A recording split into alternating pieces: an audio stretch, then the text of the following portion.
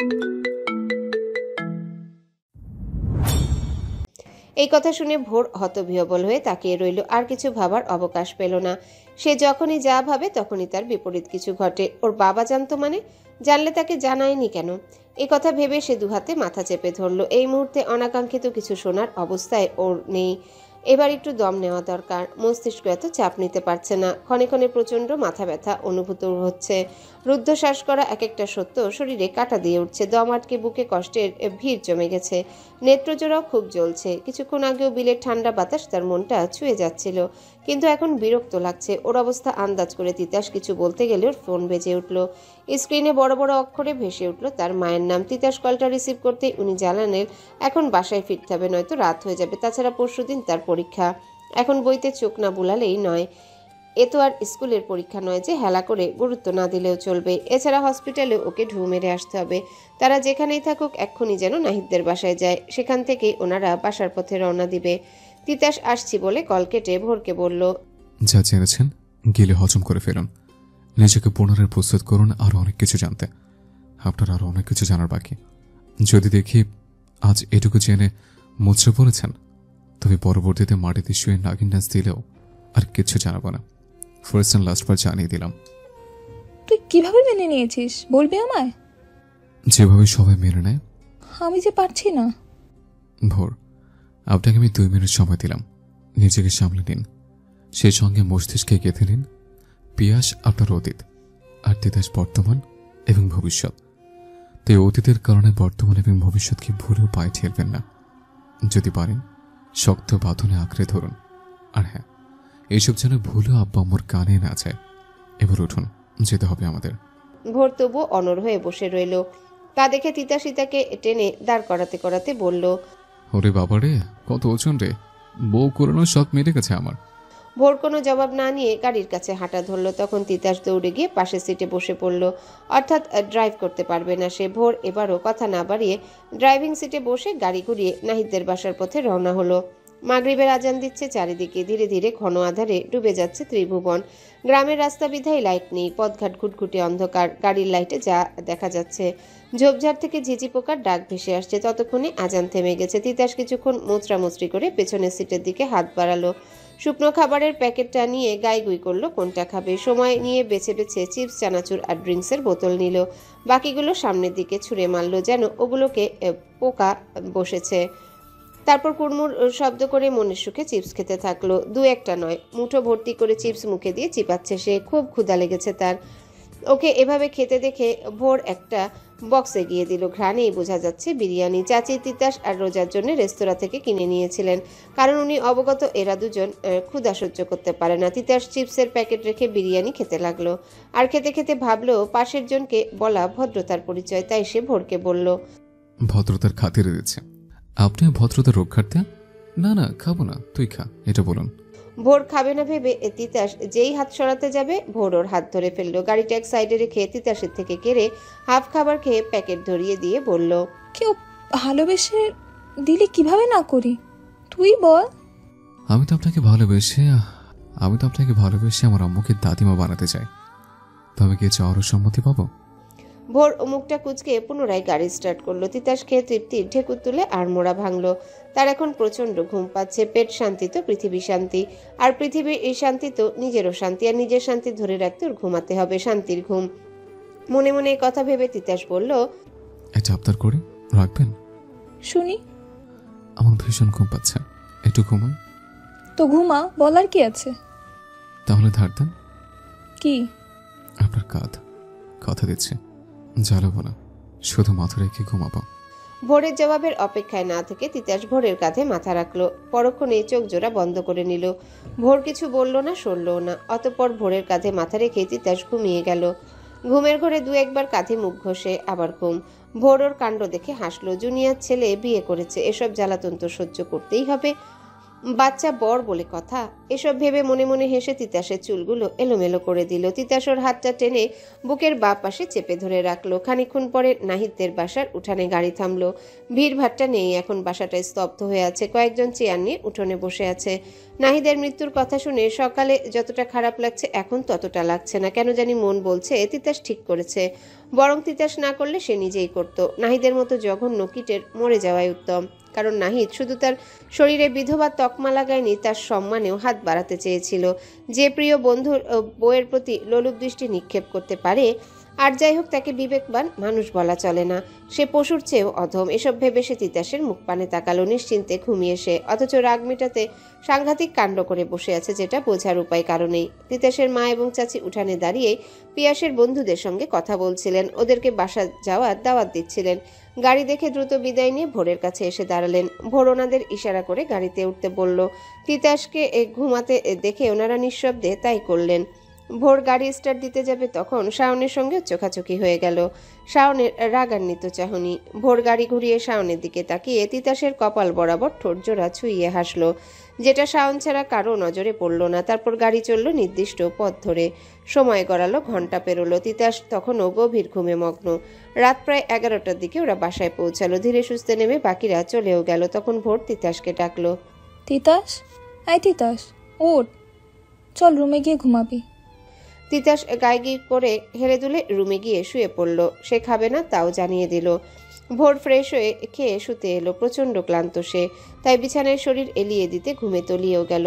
পরক্ষণে তিতাস উঠে ফোনটা নিয়ে ব্যালকনিতে চলে গেল। ওর ধারণায় সঠিক, সে ফোনে কিছু দেখে গম্ভীর হয়ে ব্যালকনিতে রাত কাটিয়ে দিল। পরদিন সকাল হলো, সময় মতো সকলে একসঙ্গে খেতেও বসলো। রোজা খাবে না বায়না ধরেছে, এজন্য চাচি বকছেন।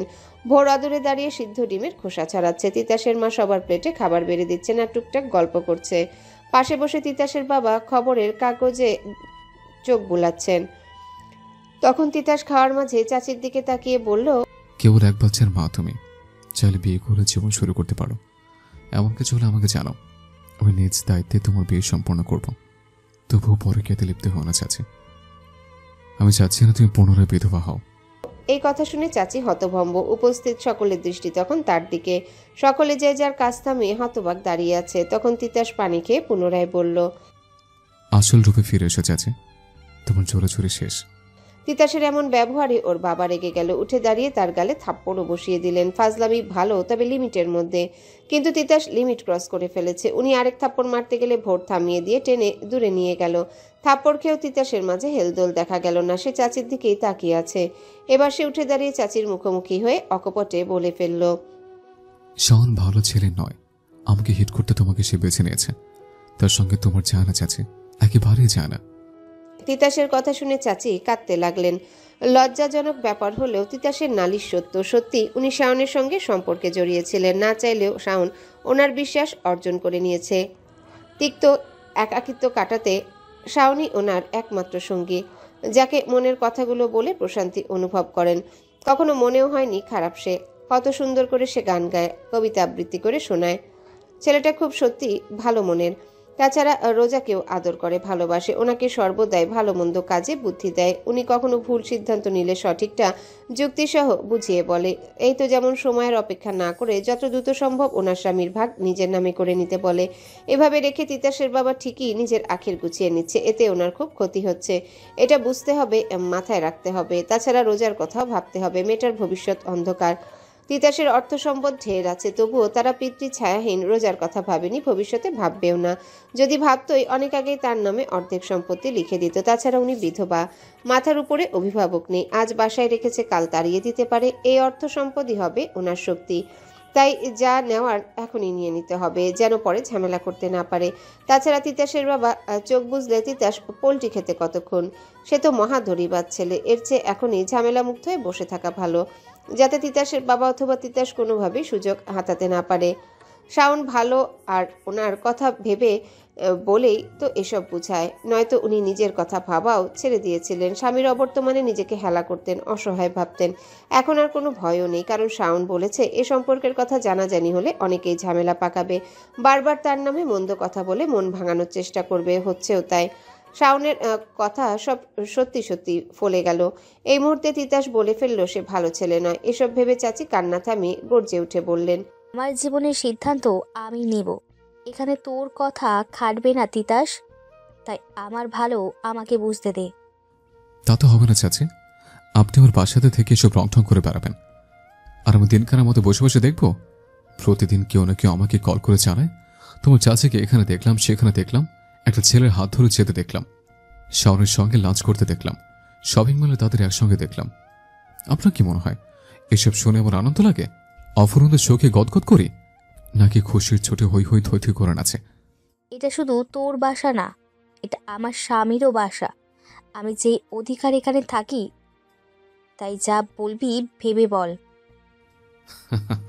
সিরিয়াসলি? তিতাসের বাবা এবার চাচির কথায় রেগে গেলেন। তার মানে তিতাসের কথাই সত্যি, অথচ উনি ছেলেকে মেরে থামাতে চাইছিলেন। উনি এবার সরাসরি শাহিনাকে জিজ্ঞাসা করলেন এবং শাহিনা খোলস থেকে বেরিয়ে এসে জানালো সবটাই সত্যি, আর উনি শাওনকেই বিয়ে করবেন। এতে কার সম্মান আসলো গেল ওনার ভাবার বিষয় নয়, বরং রোজার বাবার ভাগে সম্পত্তি ওনার চাই, নয়তো কেস ফাইল করতে বাধ্য হবেন। সহজ সরল শাহিনার অধঃপতন দেখে সকলেই হতবাক। তাছাড়া এক একটা ব্যাপারে গা গুলিয়ে আসছে যে এত মানুষ থাকতে শাওনকে দেশে কি আর ছেলে ছিল না? হ্যাঁ, শাহিনা বয়সে শাওনের ছোটই হবে, তবুও পিয়াসের বন্ধু সে। এই সম্পর্কের কথা ভাবতে গেলেও তো বিবেক নড়ে ওঠে। আর শাহিনা গ্রামে সামান্য পড়াশোনা জানা মেয়ে, দেখতে শুনতে ভালো বিধায় তিতাসের দাদির পুত্রবধূ করেছিলেন। শহুরে বাতাস গায়ে লাগে এখন শহুরে বেশভূষা চালচলনে পরিবর্তন এসেছে। স্বামীর টাকার জোরে নিজেকে পরিবর্তন করেছেন শহুরে কায়দায়। তবে এক বাচ্চার মা হয়েও মাথায় কাঁচা বুদ্ধি রয়ে গেছে। ভাইয়ের অবর্তমানে রোজা ও শাহিনার দায়িত্ব তিতাসের বাবা নিজে নিয়েছেন। রোজার চিকিৎসার জন্য বাইরের দেশে নিয়ে যাওয়ার কথাও চলছে। তাছাড়া উনি শাহিনাকে ভাইয়ের বউ বলে দেখেনও না, উনি সর্বদাই নিজের ছোট বোনের মতো দেখেন, ভালোবাসেন, তুই করে সম্বোধনও করেন। অথচ এই শাহিনা এতটা পরিবর্তন, উনি আর কিছু বলার ভাষা পেল না। তবে তিতাস বলল, আপনার নামে এক কানা করিয়ে দেওয়া হবে না, মানেন না, আমি দিতে দিব না। রোজা 18 বছর হওয়ার আগে সে কোথাও যাচ্ছে না, যাবেও না। ঠিক 18 বছর পরে ওকে তার প্রাপ্য বুঝিয়ে দেওয়া হবে, তারপর যেখানে ইচ্ছা সেখানে যাবে। এতগুলো বছর সম্পত্তি আত্মসাৎ করার ধান্দা, ভেবেছিস কিছু বুঝি না আমি? যা ভাববেন তাই। আর হ্যাঁ, আপনি প্রেম প্রীতি ছাড়তে না পারলে বেরিয়ে যাবেন, সোজা হিসাব। শাহিনা রাগে দুঃখে আর কথা বলতে পারলেন না। হাতের বাটিটা টেবিলে ছুঁড়ে প্রস্থান করলেন। এর হেস্তনেস্ত করেই ছাড়বেন তিনি। তিতাসের মা এতক্ষণ নিশ্চুপ হয়ে সকলের কথা শুনছিলেন। এমন কিছুই আন্দাজ করেছিলেন তিনি। এর যথেষ্ট কারণও আছে, কারণ শাহিনা আজকাল ফোন ছাড়া কিচ্ছু বোঝে না। উঠতে গেলেও ফোন, বসতে গেলেও ফোন। আজ সকালে ময়দা মাখা হাত নিয়ে ফোন টিপছিল আর হাসছিল। উনি জিজ্ঞাসা করাতে বললেন, খালাতো বোনের সঙ্গে কথা বলছি। কেউ তার খালাতো বোনের সঙ্গে সর্বক্ষণ ফিসফিস করে ওনার জানা ছিল না। তাছাড়া উনি রোজারও ঠিক মতো খেয়াল করছেন না, বরং রোজা কিছু বললেই সে রেগে যাচ্ছে। রেগে কখনো দাঁত খিসমিস করেন, তো কখনো দু এক ঘা বসিয়ে দেন। মারের ভয়ে মেয়েটা পানি খাওয়ার কথা বলতেও ভয় পাচ্ছে। গত পরশুদিন একা একা পোশাক পরিবর্তন করতে গিয়ে হুইল চেয়ার থেকে পড়ে গেছে। মুখ থুবড়ে পড়াতে দাঁত ঠোঁট কেটে ফুলে লাল হয়ে আছে, কিছু খেতে পারছিল না। পরে উনি দুধ ভাত খাইয়েছেন। গতকাল নাহিদের বাসায় এক থাপ্পড় বসিয়েছেন, কারণ তখন উনি উঠানে দাঁড়িয়ে শাওনের সঙ্গে কথা বলছিলেন। রোজা নাকি কিছু খাওয়ার আবদার করছিল। মেয়েটা ক্ষুধার চোটে জেদ করছিল খাবার এনে দেওয়ার জন্যে, তাই রেগে মেরেছিলেন। পরে উনি দোকান খুঁজে কিছু খাইয়ে এনেছিলেন। এছাড়া উনি আজকাল যখন তখন বাহানা দেখিয়ে বাইরে যান। কখনো বলেন জরুরি কাজ আছে, তো কখনো বলেন রোজার ওষুধ আনতে। কিছু বললে অগ্রাহ্য করেন। ওনার এসব ভাবনার ছেদ ঘটল তিতাসের হুঙ্কারে। ছেলেটা প্রচণ্ড রেগে আছে, তবে মুখভঙ্গি স্বাভাবিক। সে ওনাদের দিকে তাকিয়ে গর্জে উঠে বলল, তোমাদের মেয়েকে বলবে বাড়াবাড়ি কম করতে, নয়তো ওকে মেরিয়ে জেলে যাবো আমি। তার বেহাবনে বরদাস্ত করা যাচ্ছে না। তোমার মেয়ে চাচিকে উস্কে দেয় এসবের জন্য। সেটাই বোঝায় যার যার জীবন তার তার মর্জি, আর মর্জি মতোই সব করা যায়। সব প্রতিটা মেয়ের জীবনের স্বাধীনতার প্রয়োজন, আর স্বাধীনভাবে পৃথিবীর উপভোগ করা আবশ্যিক। কদিনেরই বা পৃথিবী, তাই মর্জি মতো যখন যেটা ইচ্ছে তাই করুক। সত্যি বলতে ওর ব্যাপারে কিছু বলতে আমার ঘৃণা লাগে, রুচিতে বাঁধে। ওকে আমি মানুষই ভাবি না, তারপর আজ বলতে হচ্ছে, তাতে গা গলিয়ে যাচ্ছে। আচ্ছা, তার জন্মের পর তাকে মেরে ফেলনি কেন? কেন মারনি বলো? মারলে অন্তত আমরা দুই ভাই বেঁচে যেতাম। প্রতিনিয়ত এই কথা শুনতে হতো না। এই পিয়াস, তোর বোনের বাজেট কত? পার্বতী স্যাটিসফাইড করতে পরের দিন অন্য কেউ আমাকে ডেকে বলতো, বোনকে বলে রেট কম করে দে, প্রয়োজনে তুই 500 রাখ। জাস্ট একটাবার ভাবো তো, কোনো ভাইকে যখন বড় বোনের ব্যাপারে কেউ এসব কথা বলে তখন তার কেমন লাগে, তার ভেতরটা কেমন হয়। আমার স্থানে এসে নিজেদের দাঁড় করাও শুধু একবার। তিতাসের বাবা নিশ্চুপ হয়ে বসে আছেন। ওনার অশ্রুধারা গড়িয়ে শার্ট ভিজে গেছে। ছেলে কত সহজে নিজের কথা বলে ফেললো। ওনাকেও যে এসব নোংরা কথা শুনতে হয় তা কি তিতাস জানে? গত মাসেই বিজনেস পার্টনার রাশেদ শেখ প্রস্তাব রেখেছিলেন সারাকে ওনার কাছে পাঠাতে হবে, আর তাতে ডিল সাইন করবেন, যেটা দ্বারা উনি বিজনেস ফুলে ফেপে 1 নম্বর স্থানে জায়গা করে নিবে। কিন্তু উনি সেটা সরাসরি নাকচ করাতে 18 কোটি টাকা লস করেছেন, যেটা এই মুহূর্তে বিজনেসের জন্য হুমকি স্বরূপ। আর এই কথা উনি ছাড়া আর কেউ জানেন না। তিতাস আবারও কিছু বলতে গেলে ভোর তাকে টেনে রুমে নিয়ে গেল। তিতাস ওর হাত ছুটাতে গিয়েও মুখ পানে তাকিয়ে থেমে গেল। এই একটা জায়গায় সে রাগ দেখাতে পারে না, অভিমান করে থাকতেও পারে না। তখন ভোর তাকে বিছানায় বসিয়ে সামনে দাঁড়ালো। চুলগুলো ঠিক করে থাপ্পড় খাওয়া গালে হাত বুলিয়ে নাকের ঘাম মুছে দিল। তারপর তোয়ালে ভিজিয়ে তিতাসের বাম গালের উপর রাখলো। তখন তিতাস ভ্রুজোড়া কুচকে বলল, এভাবে ব্যথা যাবে না, 1010 চুমো দিন। কি? আমি অল্পতেই সন্তুষ্ট, তাই কম করে চাইলাম। শুনেছি কাটা দিয়ে নাকি কাটা তোলা হয়, তো থাপ্পড় দিয়ে থাপ্পড়ের ব্যথা উপশম করি। অবশ্যই, কেন নয়? আমার গাল তো সরকারি, যখন যার ইচ্ছে ডুবদাপ মেরে দেবেন। কিছুক্ষণ আগে বাবা মেরেছেন, এখন আপনি মারুন, তারপর পাবলিকের খেয়ে আসে। যত যাই হোক, সরকারি বলে কথা। থাক, পাবলিকের খেতে হবে না। তোর গালের প্রতি বাবা মা আর আমার অধিকার আছে, তাই আমরাই এর ব্যবহার করব। এ কথা বলে ভোর মুচকি হাসলো। তখন তিতাস তার কোমর জড়িয়ে ধরে পেটে মুখ গুজলো। অদ্ভুত শিহরণ ছড়িয়ে গেল ভোরের সর্বাঙ্গে। হাত পা অবশ্যই বাকশূন্য সে। তখন তিতাস বলল, ভোর, আমি কখনো চাই না আমাদের মেয়ে হোক, আমি মন থেকে চাই আমাদের ছেলে হোক, ঠিক আমার ভাইয়ার মতো। আচ্ছা। তিতাস সেভাবে থেকেই বেশ কিছুক্ষণ সময় অতিবাহিত করলো। ভোর বেশ কয়েকবার সরাতে গেলে শক্ত করে চেপে ধরলো। ওভাবেই নীরবতাকে সঙ্গী করে কাটিয়ে দিল কিছু মুহূর্ত। তারপর তিতাসই আগে মুখ খুলল। আজ আপনার আম্মাকে দেখতে যাবেন? না, তুই নিজ দায়িত্বে দাফন কার্য সম্পূর্ণ করেই ফেলেছিস, তবে আমি যেয়ে কি করব? আপনি জানতেন? আমি আসার পরদিনই আম্মু মারা গিয়েছিলেন। জানেনই কেন? জানতে চাইবেন না? না। তবুও বলি, আপনার বড় ভাই মিশান কসম দিয়েছিল যেন আপনাকে না জানাই, কারণ উনি চাচ্ছিলেন না ওনার আম্মুকে আপনি দেখুন। তিতাসের কথা শুনে ভোর মৃদু হাসলো। মিশান এখনো তাকে আপন ভাবতে পারেনি। হয়তো এখানেও তার দোষ। এখন অবধি যা কিছু ঘটেছে বা ঘটছে সবকিছুর সঙ্গে সে জড়িত, হোক সেটা স্বেচ্ছায় বা অনিচ্ছায়। আর মিশানের মা ওর বাবার প্রথম স্ত্রী, যিনি মিশানকে জন্ম দিতে গিয়েই মারা গেছেন। এরপরে ভোরের মাকে তার বাবা বিয়ে করেছিলেন। দিনকালও ভালোই কেটেছে। তবে ওর মা কখনো 3 সন্তানকে আলাদাভাবে দেখেননি, বরং তাদের তুলনায় মিশন সর্বদাই সবকিছু বেশি পেয়েছে, সেটা জেদের বশে হোক বা অন্য কোনোভাবে। হাজার দোষ করলেও তাকে মাফ করে দেওয়া হয়েছে, কারণ সে হচ্ছে বাসার বড় সন্তান। তাছাড়া মিশানও তার মাকে সত্যিই খুব ভালোবাসতো, এখনো বাসে। সে কেন জানি ভয় পেত ভোর বা নিশান বুঝি নতুন মাকেও ওর থেকে কেড়ে নিবে, পূর্বের মতোই মা ওকে ছেড়ে চলে যাবে। এজন্যে প্রায় সময় মাকে জড়িয়ে ধরে বলতো, মা, ও মা, তুমি শুধু আমার মা। মিশান খুব সহজে মাকে মেনে নিলেও তাকে আর নিশানকে এখনো মেনে নিতে পারেনি। তাদের মধ্যে অদৃশ্য দূরত্ব সৃষ্টি করেছে। তার মানে এই না ওদের সঙ্গে কথা বলে না অথবা খুব খারাপ ব্যবহার করে। সে সবই করে, তবে লিমিট রেখে। এক চুলো কমও না, বেশিও না, সৌজন্যের রক্ষার্থে, এই আর কি। মায়ের মৃত্যুতে কষ্ট পেয়ে হয়তো মাকে শেষবার দেখতেও দিতে চায়নি। বোধহয় এটা ভেবেছিল ভোর ওর মাকে মেরে ফেলেছে। তবে সে দেখেছে দূর থেকে। ওর মা মারা যাওয়ার সঙ্গে সঙ্গে একজন নার্স তাকে কল করেছিল, হসপিটালের সব খবরাখবর তাকে জানিয়েছিল। এসব শুনে হঠাৎ ওকে কাঁদতে দেখে তিতাসের বাবা সবটা জানতে চান, সে বলেও। দারোয়ান তখন ভোরকে বের হতে দেয় না। পরে তিতাসের বাবা পেছনের দরজা দিয়ে নিয়ে গিয়েছিলেন, যেন তার মনে আফসোস না থাকে।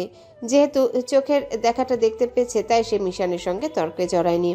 আর সে অবস্থাও তার ছিল না, তাই নিখুঁতভাবে ব্যাপারটা চেপে গিয়েছে। ঝামেলা করে তার মাকে ফিরে পাবে না, তাই এ ব্যাপারে ভোর কথা বাড়াতে চাইল না। যা হয়ে গেছে তা নিয়ে বাঘ বিতর্ক করাও বোকামি।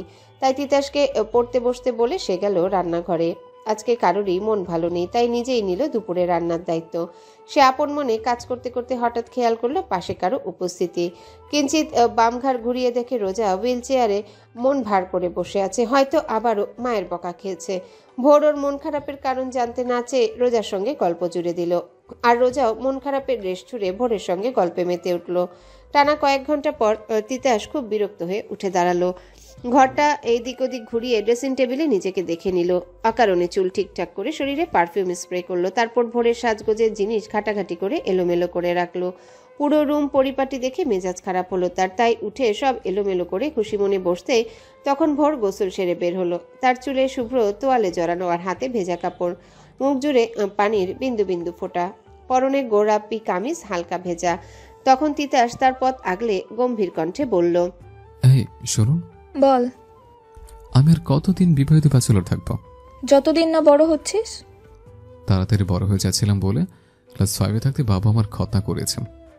এখন আমি হাইটে 5 ফুট 10 ইঞ্চির একজন হবু ডাক্তার। তবে এই কথা, তুই কি মানুষ হবি না? হয়ে কি হবে, একদিন তো মরেই যাব। বেয়াদব, সর সামনে থেকে। এই কথা বলে ভোর তিতাসকে সরিয়ে ব্যালকনিতে চলে গেল, নয়তো এই পাগল ওর মাথা খারাপ করে দিবে। ভোর ভেজা কাপড় মেলে রুমে এসে দেখে তিতাস নেই। তবে রুমের করুণ অবস্থা। সে বিরক্ত হয়ে সব ঠিকঠাক করে বাইরে গেল। খেয়ে ভাত ঘুম দিতে হবে, এমন অলস দুপুরে না ঘুমালেই নয়। ঠিক তখন ড্রয়িং রুম থেকে তিতাসের চেঁচামেচির শব্দ শোনা গেল। রেগে কাউকে বেরিয়ে যাওয়ার কথা বলছে। ভোর দ্রুত পায়ে গিয়ে দেখে অতি বসুন্দরী একটা মেয়ে সোফায় বসে আছে, সাজ পোশাকে আভিজাত্যের ছোঁয়া। তবে তিতাস যে তাকে এত বাজেভাবে অপমান করছে তবুও তার মাঝে হেলদোল নেই। সে হাসি মুখে তিতাসের মুখ পানে তাকিয়ে আছে, যেন এসব কথাগুলো তার কাছে মিষ্টি লাগছে, এজন্যে গোগ্রাসে গিলে যাচ্ছে। এত চেঁচামেচি শুনে বাকিরাও সেখানে উপস্থিত হয়ে হতবাক হয়ে দাঁড়িয়ে রইলেন। ভোর সকলের মুখভঙ্গি পরখ করে সেও মেয়েটার কাণ্ড দেখতে লাগলো। মেয়েটার ফেস কাট কিছুটা পিয়াসের মতো, তবে চোখ দুটো তিতাসের মতো। এ চোখে যেন অদ্ভুত মায়া মেশানো। মেয়েটাকে দেখে তিতাসের বাবাও রেগে গেলেন, তেড়ে গেলেন মারতে। তবে তিতাসের মা মেয়েটার মুখ পানে এক দৃষ্টিতে তাকিয়ে রইলেন, যেন উনি কতকালে তৃষ্ণা মেটাচ্ছেন। ওনার চোখ দিয়ে ঝরছে বাড়িধারা। তখন রোজা হুইল চেয়ার ঠেলে মেয়েটার কাছে ঘেঁষে বসে বলল, তোমাকে ছোট মিয়া বকেছে কেন সারা আপু? আরে লিলিপুর যে, কেমন আছিস পাখিটা? ভালো। তুমি কি আবার চলে যাবে আপু? এখানে থাকার অনুমতি নেই আমার, যেতে তো হবেই। যেও না, আমি আর তুমি আমার রুমে থাকবো। হ্যাঁ হ্যাঁ হ্যাঁ, আমি এখন সবার কাছে অর্ধমৃত, আর অর্ধমৃত মানুষ সভ্য সমাজে বাস করতে পারে না। সারার কঠিন কথাগুলো রোজা বুঝতে পারল না, তাই চুপ করে শুনে গেল। তখন রোজার মা এসে রোজাকে নিয়ে চলে গেলেন। বড়দের কথার মাঝে ওর না থাকায় শ্রেয়। উপরের রুমে রোজাকে রেখে উনি পুনরায় নিচে এলেন। হঠাৎ সারার আগমন ওনাকে খুব বেশি ভাবাচ্ছে। না জানি আবার কোন প্যাচ করছে মেয়েটা। তখন সারা উঠে তিতাসের মুখোমুখি দাঁড়িয়ে বলল, তোর বাসায় খেতেও আসিনি, থাকতেও আসিনি, শুধু কিছু কথা জানাতে এসেছি। আমি আপনার মুখে একটা শব্দ শুনতে ইচ্ছুক নই। সদর দরজা খোলা আছে, বিদায় হন। তিতাসের ঘৃণা ভরা দৃষ্টি দেখে সারা মলিন হাসলো। তারপর ওর মায়ের সামনে গিয়ে নিশ্চুপ হয়ে দাঁড়িয়ে রইল। ছলছল চোখ থেকে অশ্রু গড়িয়ে গেল ক্ষণিকে। প্রিয় মাকে একবার ছোঁয়ার জন্য হাত বাড়িয়েও গুটিয়ে নিল। এই অধিকার সে হারিয়েছে অনেক আগেই। অতঃপর নিজেকে সামলে সারা ওর মায়ের পায়ের কাছে বসলো। ওর অপবিত্র শরীরের ছোঁয়া যেন ওর মাকে স্পর্শ না করে এমন ভাবে। তারপর কান্নারত কণ্ঠে বলল, আম্মু, তুমি নিজের এবং বাবার প্রতি খেয়াল রাখো। খুব খুব ভালো থেকো তোমরা। আমার সময় শেষ, আমাকে যে এবার যেতে হবে। ওরা মন নির্লিপ্ত দৃষ্টিতে তাকিয়ে জবাব দিলেন, আচ্ছা। যেখান থেকে এসেছি সেখানকার কথা বলছি না, তবে কবরে। তিতাস এবার আরো রেগে গেল। সারার মন ভোলানো কথাও সহ্য হলো না। ওদের মান সম্মান ধুলোয় মিশিয়ে এখন এসেছে ভালো শাস্তে। সে সারাকে দাঁড় করিয়ে দরজার কাছ অব্দি নিয়ে গেল। তখন তাকে সাধলো ভোর। তিতাসের হাত ছুটিয়ে সোজাসাপটা সারাকে বলল, এই মানুষগুলো নামেই শুধু বেঁচে আছে। হাত জোর করছি, এসব বন্ধ করুন। ওনাদের আর ছোট করবেন না প্লিজ। না রেখেছেন মান সম্মান আর না দিয়েছেন শান্তি, আর কতবার ছোট করবেন ওনাদের? বন্ধ করুন এসব প্লিজ, বন্ধ করুন। সারা এবার ওর হাত ছুটিয়ে হ্যান্ডব্যাগ থেকে দুটো খাম বের করে ভোরের দিকে এগিয়ে দিল। ভোর তাতে দৃষ্টি বুলিয়ে হতভম্ব, কারণ সেটা মেডিকেল রিপোর্ট, যেখানে স্পষ্টভাবে লেখা সারা এইডসে আক্রান্ত। আর এই রিপোর্ট গতকালকের, আর অন্য খামেরটা 10 বছর আগের। কাগজ দেখে মনে হচ্ছে অনেক পুরনো। এবার ভোরকে ইশারায় চুপ থাকতে বলে সারা বলতে লাগলো, জুবায়ের প্রথমে যার সঙ্গে মিলিত হতে বাধ্য করেছিল সেই ছিল এইডসে আক্রান্ত। এ কথা ওই ব্যক্তি নিজেও জানতেন না, আর ওনার সঙ্গেই একাধিকবার মিলিত হতে বাধ্য করেছিল জুবায়ের। কারণ উনি ছিলেন বিদেশি বিজনেস পার্টনার। ওনাকে পটালেই ওর বিজনেস শীর্ষস্থানে। ফলাফলস্বরূপ ধীরে ধীরে এইডসে আক্রান্ত হয়। পরে এসব কথা জানাজানি হলে সে পিয়াসের সঙ্গে বাসায় চলে আসে। এখানে এসে দিন দিন শরীরের পরিবর্তন লক্ষ্য করে একটা টেস্ট করায়। যদিও সে ভেবেছিল প্রেগনেন্ট হয়তো, কিন্তু তার ধারণা ছিল সম্পূর্ণ ভুল, কারণ সেদিনই জানতে পেরেছিল সে এইডসে আক্রান্ত। এরপর অনেক ভেবে সিদ্ধান্ত নেয় মরতে যখন হবেই তখন এমন কয়েকটা বিশ্বাসঘাতকের শরীরে মরণের ব্যাধি ছড়িয়ে তারপর মরবে। বিশেষ করে যারা বউ বাচ্চা রেখে অন্যের শরীরে সুখ খুঁজতে যায়। অন্যভাবে মেয়েদের, তাদের আর যাই হোক ভালো মানুষ বলা যায় না, সে তো কখনো বলবে না, কারণ ওরা বিশ্বাসঘাতক বেঈমান। তারা প্রিয় মানুষের বিশ্বাস ভঙ্গ করা বহুরূপী কীট। এরপর বাসায় ছেড়ে বেরিয়ে উদ্দেশ্যে সফল করতে থাকে। আর এই অবধি যারা স্বেচ্ছায় তার কাছে এসেছিল এখন তারা সবাই এইডসে আক্রান্ত। অনেকে মারাও গেছে। খুশির খবর হচ্ছে জুবায়ের নিজেও এই ব্যাধিতে ধুকে মরছে। তার জারিজুরি শেষ। প্রথম থেকেই সে বড় বড় বিজনেসম্যানদের টার্গেট করেছিল বিধায় পতিতালয়ে কখনো যেতে হয়নি, বরং তাকেই কতজন ফ্ল্যাট গিফট করেছে। ক্যাশ টাকা, গয়না থেকে শুরু করে বাড়ি গাড়ি কোনো কিছুর অভাব নেই। শুধু অভাব থেকে গেছে সুখ আর শান্তির, যেটা এ জীবনে সে পেল না। অসুস্থতার কারণে আজ তার ভারী মেকআপের আড়ালে নিজস্ব রূপহীন চেহারা ঢেকে আছে। কত নির্ঘুম রাতের সাক্ষী চোখের নিচে পড়া বিশ্রী কালিগুলো। এতদিন কেউ তাকে সেভাবে দেখেনি, বুঝেনি, আর জানেও নি ওর ভেতরকার অবস্থা। তাই আজ এসেছে সব সত্যি জানাতে, কারণ তার হাতে বেশি সময় নেই। তাকে এবার যেতে হবে না ফেরার দেশে। সারা নিজের কথা সম্পূর্ণ করে ছলছল চোখে মুখ ভর্তি হাসি নিয়ে সবার দিকে তাকালো। এতদিন যাদের চোখে ঘৃণার রেশ দেখেছিল আজ তাদের চোখে বিস্ময় খেলা করছে। হয়তো মনে মনে ওনারা আফসোসে ডুবে মরছে, তরপাচ্ছে। মেধাবী নম্রভদ্র মেয়েটা জীবনের মোড়টা বিশ্রীভাবে ঘুরে গেছে। সেও রঙিন কিছু স্বপ্ন দেখেছিল আর পাঁচটা সাধারণ মেয়ের মতোই সুখ ধরতে চেয়েছিল। স্বামী সোহাগী হয়ে শেষ নিঃশ্বাস ত্যাগ করতে চেয়েছিল। আফসোস তার হলো কই। ওর জীবন ওকে নিয়ে ইচ্ছে মতো খেলেছে এবং খেলছে। নয়তো বিয়ের আগে তো কখনোই ভাবেনি তার জীবনে তিক্ত অতীত যুক্ত হবে, আর সেই বিষে ভরা অতীতটা তাকে জ্বালিয়ে পুড়িয়ে নিঃস্ব করে দিবে। ওর বিষ ভর্তি অতীতের এত জ্বালা, এত তীব্রতা যে না পারে সইতে, আর না পারে সব ছেড়ে ছুড়ে পালিয়ে যেতে। আর পালিয়ে আর যাবেই বা কোথায়? যাওয়ার জায়গা থাকলে তো সে তো এখন সকলের চেনা মুখ, যাকে সবাই এক নামে চিনে রাতপরী। আর এই রাতপরীর কাছে রাতে এসে ভিড় জমায় চেনা অচেনা পুরুষ।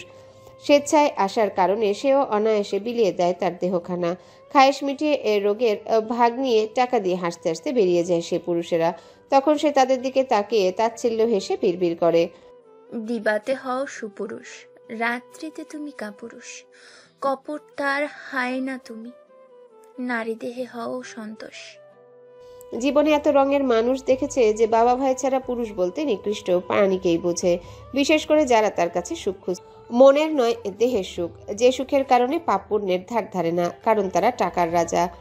টাকা পায় সুখের দেখা, সুখ যে তাদের মুঠোয় পোড়া। এমনও পুরুষকে সে দেখেছে ওর শরীরে হাত বিচরণ করেও বউ বাচ্চার কাছে খুলে বসেছে মিথ্যের ঝুলি। বউকে শপথ করে বলেছে সে ছাড়া কোনো নারীতেই তার আসক্তি নেই। বাচ্চাকে উপদেশ দিয়েছে ভালো একজন মানুষ হওয়ার, অথচ সেই পুরুষই কিছুক্ষণ আগেও তার গ্রীবাদেশে অধর ছোঁয়াতে মত্ত ছিল। এমনকি তার চিবুকে চুম্বন করে এই কথাগুলো আওড়াচ্ছিল। এসব দেখে দেখে তারও আর বাঁচতে ইচ্ছা করে না। বাঁচবে আর কি, সে তো এখন জীবন্ত লাশ। জুবায়ের ওকে সেদিন মেরেই ফেলেছে, যেদিন ওকে অন্য পুরুষের কাছে পাঠিয়েছে। ভুল পথে পা বাড়িয়েও সে ভাবতো, এখনো ভাবে ও সুখপূর্ণ পরিবারের কথা, বিয়ের আগের জীবনের কথা, রসিক বাবা, আদুরে মা, কলিজার টুকরো দুটো ভাইয়ের সম্মানের কথা। তার জন্যে ওনারা কতভাবে অপমানিত হচ্ছে। তার কারণেই তাদের চোখ অশ্রু ঝরে। এই অশ্রুর দাম সে কখনো মিটাতে পারবে না, কখনোই না, এই সাধ্য তার নেই। সারার এসব ভাবনার ছেদ ঘটল ওর মায়ের আহাজারিতে। মেয়ের অতীত শুনে উনি কান্নায় ফেটে পড়েছেন। ওর বাবাও নীরবে অশ্রু ঝরাচ্ছেন। তিতাস ভোরের থেকে রিপোর্ট দেখে স্তব্ধ হয়ে দাঁড়িয়ে আছে। তার এখনো কিছু বিশ্বাস হচ্ছে না, সবটা ক্ষণিকের স্বপ্ন মনে হচ্ছে। ওকে এত স্থির দেখে সারা আরো কিছু রিপোর্ট তাকে দেখালো। দেশের বাইরে গিয়েও সে চিকিৎসা করিয়েছে, লাভ হয়নি। এখন মৃত্যু নিয়ে মুক্তির অপেক্ষায়। অদূরে শাহিনাকে ছলছল নেত্রে তাকিয়ে থাকতে দেখে সারা ওর সামনে দাঁড়িয়ে বলল, তোমাকে আমি বহুবার বলেছিলাম জীবন যার মর্জি তার। এ কথাটার মর্ম তুমি ধরতে পারোনি। চাচু ঠিকই বলতো, তুমি একটা বোকা পাখি যে সবকিছু সহজভাবে নিতে গিয়ে ধরা খায়। বাকিরাও তোমার সরলতার ফায়দা উঠায়। জানো তো, মানব জীবনে ঠকারও প্রয়োজন আছে। নয়তো মানুষ উঠে দাঁড়ানোর সাহস জোগাতে পারে না। শাহিনার কাছে সারার কথাগুলো কেন জানি ভালো লাগলো না। তার মনে হচ্ছে সারা ভালো সাজার অভিনয়টা আজকে একটু বেশিই করছে। তাছাড়া সে কচি বাচ্চা নয়, সবই বুঝে।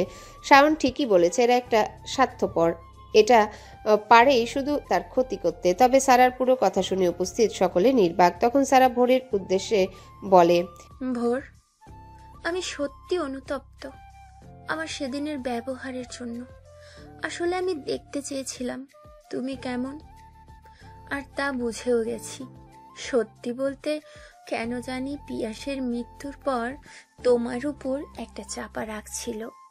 বারবার মনে হতো এর পিছনে তুমি দায়ী। যদিও আমি এখন জানি না আমার ভাই কেন ওই পদক্ষেপ নিয়েছে, তবে এখন মনে হয় হয়তো আমারই কারণে। যাই হোক, বড় মিয়া তো এখন নেই, তবে ছোট মিয়াকে সামনে রেখো।